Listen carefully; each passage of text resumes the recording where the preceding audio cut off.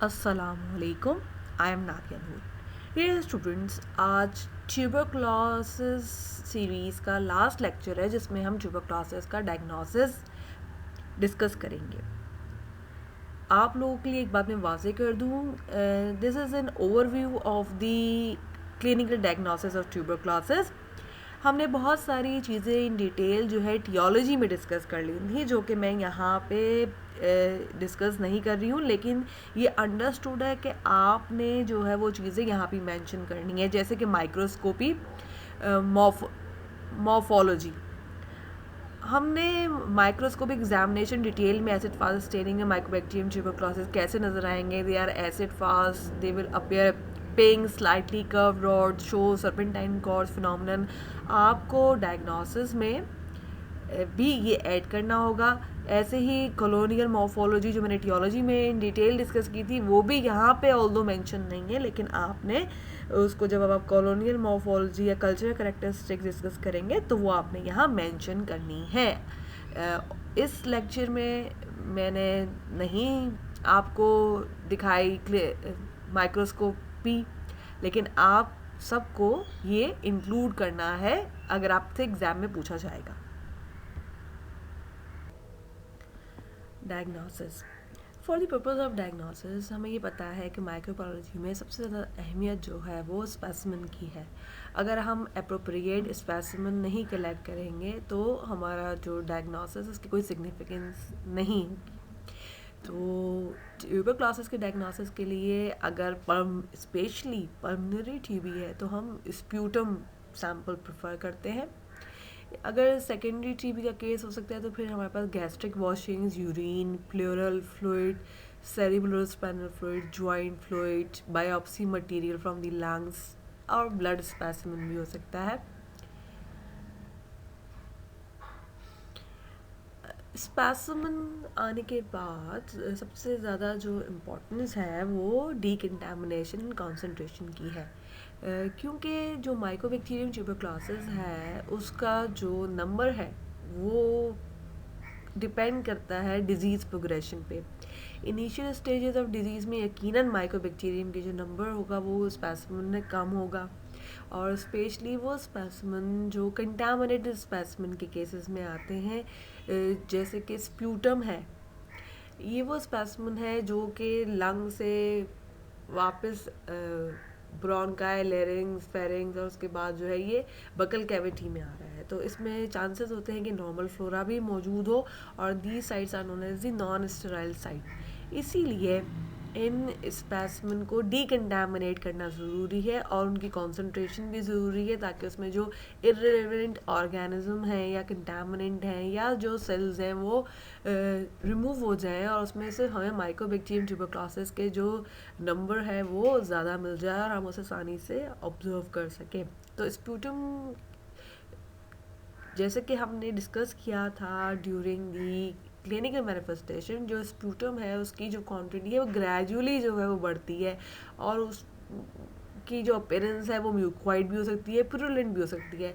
तो depending upon the appearance of sputum, हमें अगर वो बहुत ही ज़्यादा पुरुलेंट और म्यूकॉइड है तो हमें उसे लिक्विफाई करना पड़ता है, और उसकी लिक्विफिकेशन जो है हम एसिटाइल L-सिस्टीन से करते हैं, और फिर उसमें NaOH डाल देते हैं इक्वल वॉल्यूम में। इससे क्या होता है कि जो अनवांटेड बैक्टीरिया और फंजाई हैं वो उसमें जो है वो डिज़ोल्व हो जाएंगे, लेकिन माइकोबैक्टीरियम ट्यूबरक्लोसिस बीइंग रेजिस्टेंट वो वहाँ रहेंगे। इसके बाद इसको न्यूट्रलाइज कर लेते हैं विद बफर, और फिर इसको सेंट्रीफ्यूज कर लेते हैं। सेंट्रीफ्यूज करने के बाद जो सेडिमेंट्स होते हैं हम उन सेडिमेंट्स को प्रोसेस कर लेते हैं फॉर, अगर हमें स्टेनिंग करनी है तो स्टेनिंग या इनॉकुलेशन के लिए। स्टेराइल साइट्स वो होती हैं जो यूजुअली जिसमें चांसेस नहीं होते कि उसमें गैर ज़रूरी माइक्रो ऑर्गेनिज्म मौजूद होंगे, जैसे कि CSF, सेरिब्रल स्पाइनल फ्लूइड, या ब्लड। ऐसे स्पेसिमेन को हमें कोई जो है डीकंटामिनेशन या कॉन्सेंट्रेशन की ज़रूरत नहीं होती, बस हाँ, या फिर हम कॉन्सेंट्रेट भी कर लेते हैं बाय सेंट्रीफ्यूगेशन। डायरेक्टली ऐसे स्पेसिमेन को सेंट्रीफ्यूज किया जाता है और उसको या तो अगर माइक्रोस्कोपी करनी है तो माइक्रोस्कोपिक एग्जामिनेशन कर ली जाती है, या उसे सब कल्चर कर लिया जाता है ऑन डिफरेंट मीडिया। प्रोसेसिंग की बात करें, अगर हमें स्मेयर बनानी होती है तो जो स्मेयर एक्सुडेट से या अदर मटेरियल से होती है, तो हम उसके लिए Ziehl Neelsen's method of acid fast staining जो है वो परफॉर्म करते हैं। गैस्ट्रिक वॉशिंग या यूरिन के जो हैं वो रिकमेंडेड नहीं है, क्योंकि उसके अंदर जो है सैप्रोफिटिक माइकोबैक्टीरिया प्रेजेंट हो सकते हैं और वो एसिड फास्ट पॉजिटिव हो सकते हैं। इसके अलावा फ्लोरेसेंस माइक्रोस्कोपी भी की जाती है क्लिनिकल स्पेसिमेन की, और ये प्रिफर्ड मेथड है as compare to acid fast staining because of its reliability and specificity. और फ्लोरेसेंट माइक्रोस्कोपी के लिए ऑरामीन रोडामीन स्टेन इस्तेमाल किया जाता है, और अगर initially acid fast staining positive है तो हम उस स्पेसिमेन को जो है वो प्रोसीड कर सकते हैं फॉर फ्लोरेसेंस माइक्रोस्कोपी। और एसिड फास्ट अगर पॉजिटिव आता है तो basically that is the presumptive evidence कि माइकोबैक्टीरियल इन्फेक्शन है। फॉर कल्चरल आइडेंटिफिकेशन हम जो है फॉर या आइसोलेशन ऑफ द माइकोबैक्टीरिया, तो जो प्रोसेस स्पेसिमेन है नॉन स्टेराइल साइट से लाइक स्प्यूटम, तो उसको सेंट्रीफ्यूगेशन के बाद जो है वो फर्दर प्लेटिंग कर दी जाती है ऑन सेलेक्टिव और नॉन सेलेक्टिव मीडिया, जबकि जो स्टेराइल साइट्स के स्पेसिमेन हैं उनको डायरेक्टली सेंट्रीफ्यूज किया जाता है विदाउट प्रोसेसिंग, और फिर उसको सब कल्चर कर लिया जाता है on selective media for Mycobacterium. हमने डिटेल में डिस्कस किया था कि जो सेलेक्टिव ब्रॉड कल्चर मीडिया है वो ज़्यादा सेंसिटिव हैं और उसमें जो है ग्रोथ रैपिड होती है as compare to the agar media. Selective agar media जो कॉमनली इस्तेमाल किया जाता है in the lab is Lowenstein Jensen या मिडल ब्रूक के 7H10 और 7H11 है, और इसमें एंटीबायोटिक्स भी ऐड कर दी जाती हैं ताकि ये मोर सेलेक्टिव हो जाए। और यूजली किया ये जाता है कि agar media and broth culture media both are run parallel, दोनों को साथ साथ लगाया जाता है और उसको 35 to 37 डिग्री सेंटीग्रेड पे इंक्यूबेट किया जाता है in the presence of 5 to 10% carbon dioxide for up to 8 weeks. अगर 8 वीक से कोई रिजल्ट नेगेटिव आता है और जबकि एसिड फास्ट स्टेनिंग पॉजिटिव आ गई थी, तो इस मीडिया को जो है वो लो टेम्परेचर पर फर्दर इंक्यूबेट कर दिया जाता है फॉर 12 वीक्स, क्योंकि हमने ये डिस्कस किया था कि जो mycobacterium tuberculosis they are slow grower, और डिपेंडिंग अपॉन दी टाइप के हमारे पास माइकोबैक्टीरियम ट्यूबरक्लोसिस भी और उसके दूसरे स्पीशीज़ भी हैं, लेकिन हमारा जो मेन टारगेट होता है वो माइकोबैक्टीरियम ट्यूबरक्लोसिस होता है because it is responsible for the human TB.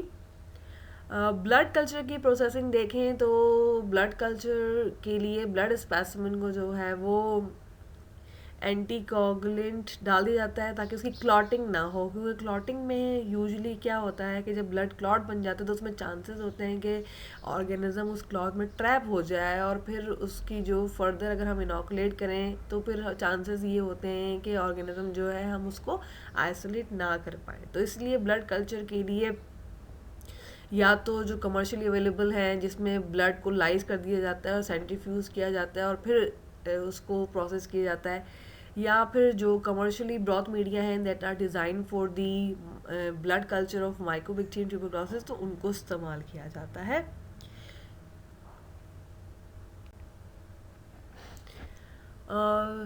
Culture media पे जब हमने डिस्कस किया था कि जो माइकोबैक्टीरियम ट्यूबरक्लोसिस है उसकी जो ग्रोथ है लुइसिन जेंसन पे, जो वो बफ कलर की कॉलोनीज होती हैं, टेन होती हैं, रफ होती हैं, ड्राई और ग्रैन्युलर इन अपीयरेंस होती हैं। हम एटियोलॉजी में कॉलोनियल अपीयरेंस डिस्कस कर चुके हैं इन डिटेल। यहाँ आपको वो सारी कॉलोनियल मॉर्फोलॉजी जो है वो लिखनी होगी डायग्नोसिस में फ्रॉम द एटियोलॉजी। इसके बाद जो कॉलोनीज़ आती हैं हम उनको बायोकेमिकल एनालिसिस उनका परफॉर्म करते हैं। Niacin agglutination test mycobacterium tuberculosis positive है, एराइल सल्फेटेस टेस्ट पॉजिटिव है, न्यूट्रल रेड टेस्ट पॉजिटिव है, कैटलेस वीकली पॉजिटिव है या नेगेटिव भी हो सकता है, लेकिन peroxidase is positive. Amidase test positive है, नाइट्रेट रिडक्शन टेस्ट पॉजिटिव है, ट्विन 80 हाइड्रोलिसिस का रिजल्ट वेरिएबल हो सकता है, और हम एंटीबायोटिक ससेप्टिबिलिटी टेस्टिंग कर लेते हैं, पायराजीनामाइड से सेंसिटिव है, जबकि TCH से रेजिस्टेंट है।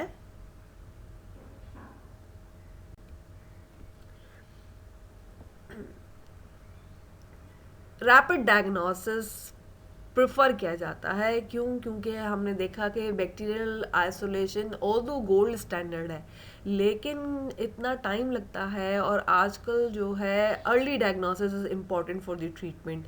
तो सीरोलॉजिकल डायग्नोसिस के लिए जो है एलाइजा की टेक्निक जो है वो इस्तेमाल की जाती है, जिसमें जो है IgM और IG और IgG टाइप ऑफ एंटीबॉडीज़ जो हैं वो देख ली जाती है against the various mycobacterial antigen.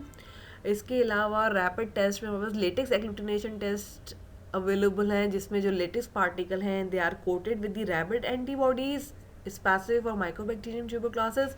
और अगर स्पेसिफिक हम ऐड करते हैं और उसमें माइकोबैक्टीरियम ट्यूबरक्लोसिस मौजूद होता है तो वो एक कलर रिएक्शन दे देता है, जिससे हमें पता चल जाता है कि इस सैम्पल में माइकोबैक्टीरियम ट्यूबरक्लोसिस मौजूद है कि नहीं। इसकी जो सेंसिटिविटी है वो ज़्यादा होती है, लेकिन जो इसकी स्पेसिफिसिटी है टू माइकोबैक्टीरियम ट्यूबरक्लोसिस वो कम है। लेटेस्ट टेक्निक में अगर हम देखें तो molecular techniques are also available, जिसमें PCR टेक्निक इन्वॉल्व है, जिसमें हम जो है माइकोबैक्टीरियम का जो specific DNA genus specific primer है वो इस्तेमाल किया जाता है, और हम उसके DNA को एम्पलीफाई कर लेते हैं और हम उसको देख लेते हैं कि सैम्पल में either Mycobacterium tuberculosis is present और नॉन प्रेजेंट। इसके अलावा जो है nucleotide hybridization technique is available, जिसके लिए जो है टारगेट जीन जो होता है वो 16S rRNA जीन होता है, जिसकी जो लेंथ होती है वो तकरीबन 1500 बेस पेयर होती है। तो ये टेक्निक्स जो है वो इस्तेमाल कर ली जाती है for the early diagnosis of mycobacterium tuberculosis.